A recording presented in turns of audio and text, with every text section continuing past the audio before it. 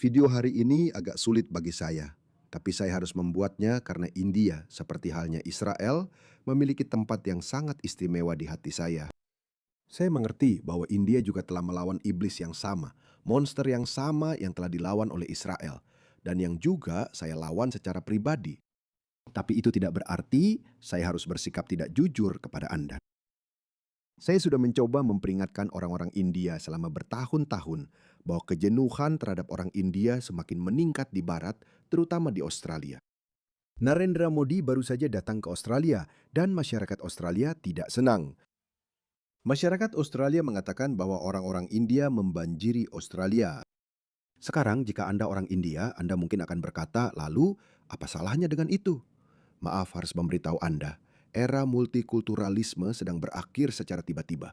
Ya, para Islamis adalah contoh buruk multikulturalisme yang paling terlihat. Tetapi multikulturalisme secara keseluruhan memang tidak berhasil. Salah satu cara untuk mengatakan bahwa multikulturalisme gagal adalah dengan melihat loyalitas yang diberikan para imigran kepada budaya leluhur mereka. Saya sudah pernah mengatakan ini sebelumnya. Saya pikir masa-masa ketika seseorang tinggal di Inggris atau Australia, tetapi ketika negara asal mereka bertanding melawan Australia atau Inggris, alih-alih mendukung negara angkat baru mereka, mereka justru mendukung negara asal mereka sudah seharusnya berlalu. Dan kita telah melihat hal itu bahkan pada generasi kedua dan ketiga orang India, Pakistan, dan Bangladesh. Sekali lagi, saya tidak menyalahkan individu tertentu. Itu pada dasarnya menunjukkan bagaimana, sekali lagi, saya tidak menyalahkan individu tertentu, tapi saya hanya menekankan kepada Anda bahwa gagasan multikulturalisme tidak berhasil. Sekarang, itu bukan berarti orang India yang brilian tidak memberikan kontribusi besar bagi Amerika. Kita telah melihat itu di Amerika, kita telah melihat itu di Inggris, kita telah melihat itu di Australia. Saya bisa menunjukkan beberapa statistik yang bagus. Orang India entah kenapa, dari semua negara dunia ketiga, orang India adalah satu-satunya yang membayar pajak lebih banyak, yang paling sedikit bergantung pada bantuan sosial, dan mereka selalu kurang terwakili dalam hal kejahatan atau jumlah narapidana. Lihat ini. Ini adalah kelompok etnis India, Tionghoa, dan kulit putih yang memiliki pendapatan median tertinggi di Inggris. Orang India ada di puncak. Dan siapa yang ada di bawah? Orang Pakistan dan Bangladesh. Oke, itu hanya di Inggris. Biar saya tunjukkan Amerika. Lihat ini. Orang India Amerika ada di puncak dalam hal pendapatan rumah tangga median di Amerika Serikat, yaitu $126.000.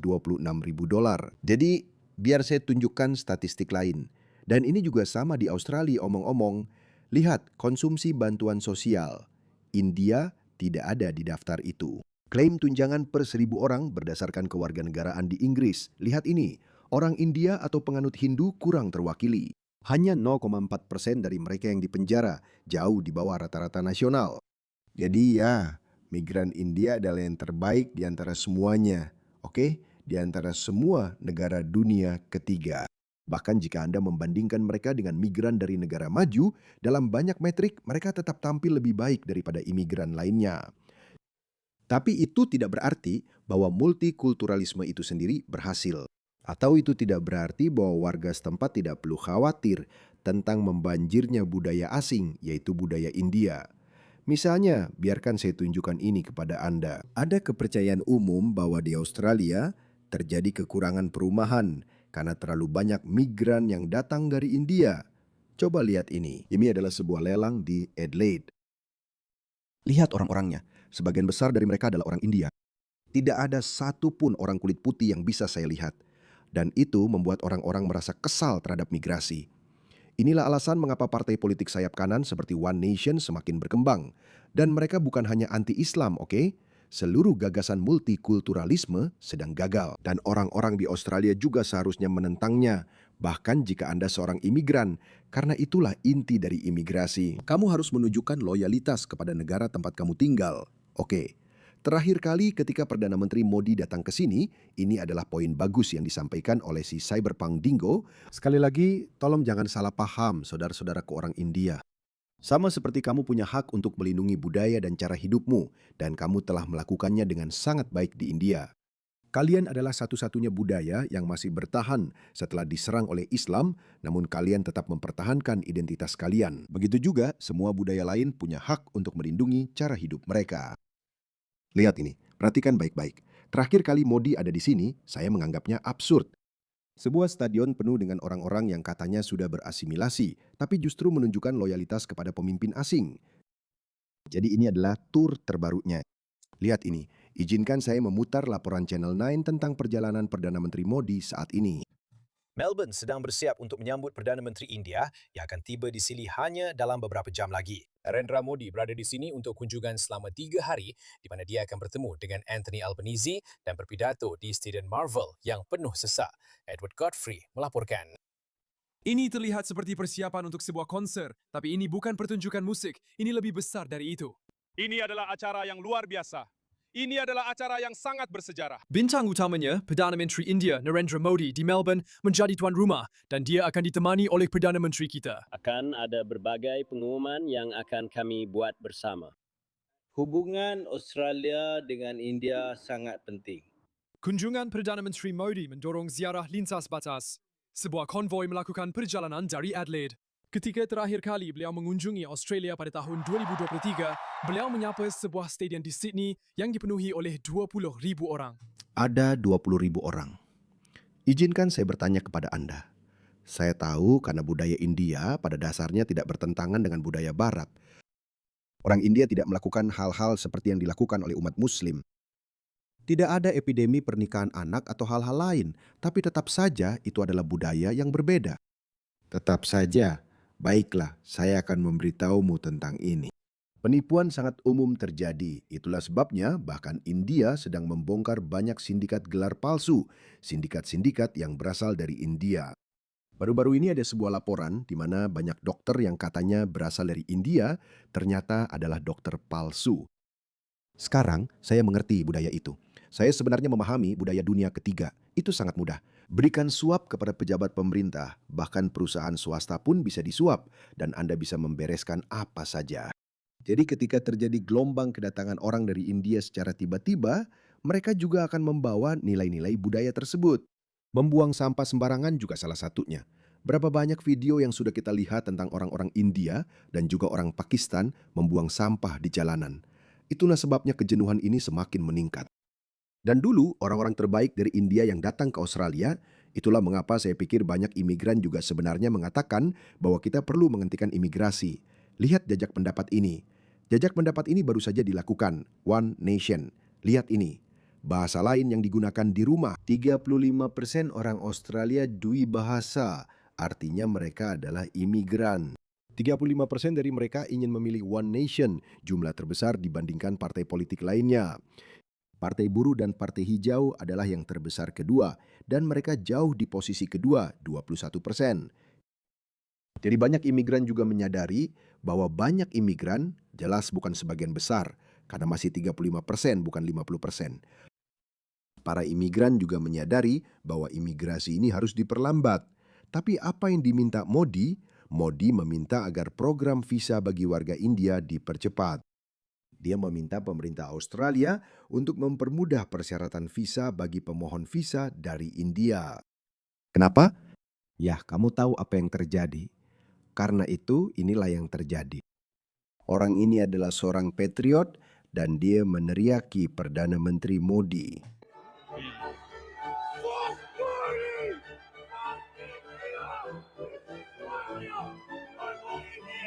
Kami tidak ingin ada lagi migrasi. Negara ini untuk Australia. Negara ini untuk orang Australia, F Modi, F India. Kami tidak ingin ada lagi orang India. Dan sentimen itu akan terus berkembang karena Anda tidak bisa membanjiri negara manapun. Saya melihat beberapa negara, seperti saya melihat Latvia, ada begitu banyak orang India di sana. Bahkan orang Latvia pun bertanya, siapa yang membiarkan mereka masuk? Anda tidak bisa membanjiri budaya manapun dengan orang-orang dari India atau budaya lain, bukan hanya India. Seperti yang saya katakan ya, orang India bukan ancaman bagi masyarakat. Orang India tidak menimbulkan ancaman bagi masyarakat sebesar para Islamis.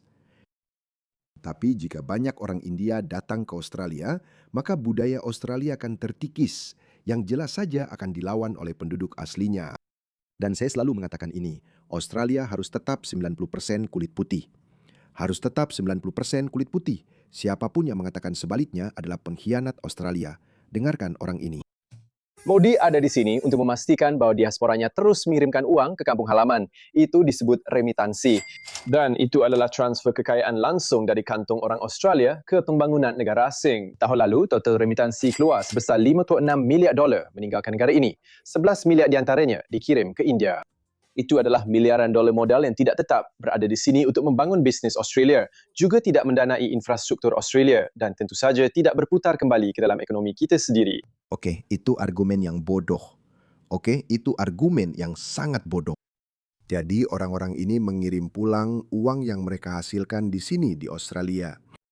Dan Australia tidak memiliki tenaga kerja yang berlebihan. Oke, memang ada kekurangan nyata perawat dan dokter dan lain sebagainya. Bahkan pekerja terampil juga kekurangan di Australia. Jadi apa yang harus kita lakukan dengan itu? Haruskah kita memberikan mereka jalur menuju izin tinggal tetap Australia atau kewarganegaraan Australia? Tidak. Kita sebaiknya memberikan mereka visa kerja seperti yang dilakukan oleh UEA, negara-negara kaya di Teluk itu. Bawa mereka masuk, biarkan mereka bekerja karena ada pekerjaan yang harus dikerjakan. Kita perlu pekerjaan itu diselesaikan. Kita membutuhkannya. Jadi bayar mereka upah yang layak, lalu jangan beri mereka jalur menuju kewarganegaraan. Jadi, apa yang ingin kamu lakukan? Ada begitu banyak lowongan pekerjaan dan kita tidak punya cukup pekerja. Apa yang akan kamu lakukan? Kamu tidak mau membayar mereka? Apa kamu mau membuka gulak? Argumen yang bodoh. Ini benar-benar ekstraksi kekayaan. Itu sebabnya Modi berkunjung. Kenapa ini terjadi? Karena negara lain seperti India sebenarnya benar-benar serius. Mereka telah membangun seluruh infrastruktur tingkat negara, tautan pembayaran digital, obligasi investasi khusus dan upaya aktif menjangkau diaspora untuk memastikan setiap sen yang dihasilkan oleh warga mereka di luar negeri bisa kembali ke tanah air. Mereka memandang itu. Itu benar-benar tidak masalah. Jika seorang pekerja terampil Australia pergi ke Amerika, tentu saja dia akan mengirim uang kembali ke Australia. Maksud saya, apa masalahnya? Diaspora sebagai aset ekonomi untuk pembangunan bangsa mereka sendiri. Sementara itu, para pemimpin kita yang disebut-sebut justru memandang kita sebagai zona globalisasi di mana perbatasan itu opsional dan modal seharusnya mengalir ke manapun imbal hasil tertingginya berada. Kamu diberitahu bahwa multikulturalisme adalah tentang semarak dan toleransi. Tapi kenyataannya, ini adalah tentang transfer sistematis dari kerja keras dan penghasilanmu ke infrastruktur kekuatan asing. Bukan kerja kerasmu. Sekali lagi, aku tidak bilang dia tidak punya poin bagus. Tapi seluruh argumen tentang mengirim modal ke luar negeri itu, ya memang mau bagaimana lagi. Mereka bekerja, bro. Mereka dibayar untuk jasa mereka. Ketika hampir 2% dari total PDB kita keluar dari negara sebagai transfer pribadi, jangan heran kalau infrastruktur kita mungkin rusak atau bahkan tidak dibangun sama sekali. Perumahan tidak terjangkau dan ekonomi terasa stagnan. Kita secara harfiah membayar untuk membangun. Kamu tahu berapa banyak uang yang dikirim orang-orang dari negara Teluk kembali ke negaranya? Miliaran, bermiliar-miliar. Jauh lebih banyak daripada Australia. Karena negara-negara Teluk yang kaya itu punya masalah yang sama. Mereka tidak punya cukup pekerja. Jadi apa yang kamu lakukan? Kamu mendatangkan pekerja dari negara dunia ketiga. Kamu mendapatkan tenaga kerja murah. Satu-satunya poin yang ingin saya sampaikan di sini adalah kita seharusnya tidak menciptakan, memberikan mereka jalur menuju kewarganegaraan. Disitulah multikulturalisme berperan. Disitulah pelunturan budaya kita terjadi. Jadi kamu harus mencegah itu terjadi. Tapi kamu tidak bisa benar-benar berhenti membayar orang untuk pekerjaan mereka. Oke, video bodoh. Saya tidak tahu siapa yang mengirimkannya ke saya. Video bodoh. Mari kita selesaikan laporan dari Channel 9 ini. Dan disambut bak bintang rock. Perdana Menteri Modi adalah bos besar. Ya Tuhan. Besok, lebih dari 30,000 orang akan merasakannya. Yang bikin malu itu adalah Perdana Menteri kita. Lihat dia. Dia ngefans banget sama dia. Mending langsung aja berlutut. Besok, lebih dari 30,000 orang akan memenuhi Marvel Stadium. Tiket terjual habis dalam beberapa jam. Akan ada pertunjukan budaya. Dan pidato tentang hubungan bilateral dan perdagangan bebas. 90% barang Australia menikmati akses bebas tarif ke pasar India. Tuan Modi menikmati tingkat persetujuan sekitar 70% di negaranya sendiri dan itu pun tidak masalah. Saya berasumsi ini timbal balik. Bebas tarif dan itu hal yang sama.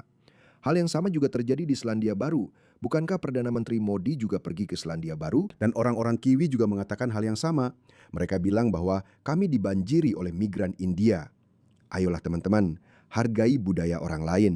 Dukungan di kalangan expatriate lebih kuat, kepala negara demokrasi terbesar di dunia dan salah satu ekonomi dengan pertumbuhan tercepat menarik perhatian para pemimpin dunia di manapun dia berada. Nah, pria ini datang. Itu adalah hal yang besar. Itu adalah kesenjangan yang besar. Tapi dia tidak. Dan tahu tidak, sebenarnya saya juga penggemar Perdana Menteri Modi. Dia seorang nasionalis, dia mencintai India dan dia melindungi India dari kaum Islamis. Saya memang penggemar Perdana Menteri Modi. Dan lihat, kamu sebenarnya tidak bisa menyalahkan dia. Kita hanya bisa menyalahkan para politisi kita. Kenapa mereka tidak bisa punya nyali? Tentu saja Perdana Menteri Modi akan mengutamakan kepentingan terbaik rakyat India dan negara India. Tanpa para pengkritiknya, Ada banyak kekhawatiran tentang hak asasi manusia di India. Kami ingin Perdana Menteri Australia mengangkat isu-isu hak asasi manusia tersebut. Omong kosong. Tidak ada masalah hak asasi manusia. Itu benar-benar omong kosong. Kerja bagus Perdana Menteri Modi, lakukan saja. Perdana Menteri Modi tahu bagaimana menangani para Islamis dan semua omong kosong hak asasi manusia ini. Selalu orang-orang yang sama, orang-orang yang sama, orang-orang yang sama teman-teman di mana-mana. Dan saya pikir kita perlu berhenti menguliahi negara-negara berkembang tentang catatan hak asasi manusia mereka, karena inilah yang sebenarnya terjadi di Barat sekarang. Mereka, para Islamis ini, mereka punya hak asasi manusia. Dan apa yang mereka lakukan? Mereka mengebom, mereka menikam orang, mereka keluar setelah 5 tahun karena hukum Barat berlaku, bahkan untuk para barbar ini. Tidak, jangan, tidak. Ini kritik yang tidak adil. Tidak ada masalah hak asasi manusia di India. Kerja bagus, Perdana Menteri Modi. Teruskan apa yang Anda lakukan. Ketika dia bertemu dengan Perdana Menteri Modi. Dan Edward Godfrey berada di Sudden Marvel malam ini. Ed, komunitas India yang berkembang di Melbourne sangat bersemangat. benar sekali. Dan persiapan di Stadion Marvel saat ini sedang berlangsung dengan sangat sibuk. Ada tim pekerja yang sedang menyiapkan segalanya untuk besok malam ketika 30.000 orang akan memenuhi stadion ini. Mereka percaya jika kapasitasnya lebih besar, mereka bahkan bisa menjual lebih banyak tiket lagi. Jadi penonton di sini sangat banyak. Tapi jumlahnya bahkan lebih besar lagi di India, di mana diperkirakan hingga 300 juta orang akan menonton secara online dan di televisi, menyaksikan penampilan Perdana Menteri mereka di sini. Dia sangat populer, Tom, tapi dia juga punya para penentang. Ada kemungkinan akan terjadi protes dan gangguan, seperti yang pernah kita lihat pada kunjungan-kunjungan sebelumnya, dan polisi Victoria sudah siaga untuk hal itu. Akan ada protes sekarang, tidak hanya oleh kelompok Islamis dan mungkin juga oleh komunitas Sikh, karena ada gerakan separatis yang sedang berlangsung di India. Sebenarnya bukan di India, entah kenapa. Perdana Menteri Modi adalah Perdana Menteri yang baik, saya tegaskan itu. Dan dia melakukan yang terbaik, dia melakukan yang terbaik untuk negaranya. Tapi itu tidak berarti kita tidak boleh melakukan yang terbaik untuk negara kita, untuk Australia. Australia tidak mampu menampung jutaan migran yang datang dari India. Kita tidak bisa tanpa membayar biaya sosial yang sangat besar. Jadi ya, saudara-saudaraku dari India, saya harap orang-orang India yang masuk akal akan mengerti. Tapi saya rasa mereka tidak bisa berbuat apa-apa. Karena sekali lagi, memang bukan seperti itu cara budaya atau negara berjalan. Mereka melakukan yang terbaik untuk kepentingan mereka sendiri. Dan itulah sebabnya Australia harus melakukan yang terbaik demi Australia. Tapi Anthony Albanese tidak akan melakukannya. Dia itu penjilat, dia itu pecundang, Perdana Menteri terburuk dalam sejarah Australia.